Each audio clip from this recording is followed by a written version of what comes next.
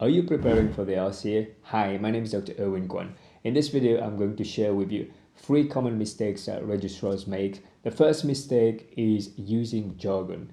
A lot of registrars use all sorts of jargons with the patient. For example, recently I was coaching a registrar who was saying to the patient IPSS, PSA. These terms are technical and the patient is going to lose you when you're going to say these words. So to avoid using these words, it's important to keep your explanation as simple as possible. For example, if you need to explain what the prostate is and how you're going to examine the prostate, just say to your patient that the prostate is an organ that sits underneath the bladder, and when urine flows, it flows through the prostate, and because there's enlargement of the prostate, then it can affect the passage of urine, which is why you're having the problem with the flow of your urine and going more frequently and having urge to go sometimes. So this is a simple way of explaining what the problem is.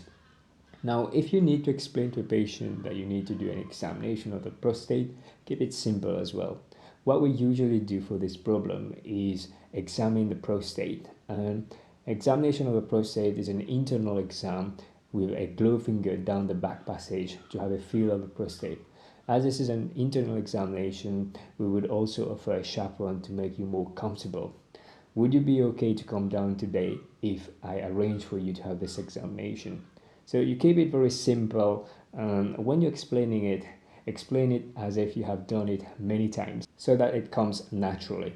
The second problem is doctor-driven consultation. This usually happens because registrars don't give you enough time in clinical management and they're rushing the clinical management, and instead of having a discussion that goes back and forth with the patient, they're making the plan and they're not involving the patient, and then they're just pushing plans and for the patient to accept. So if you're doing it this way, then it's very paternalistic and doctor driven.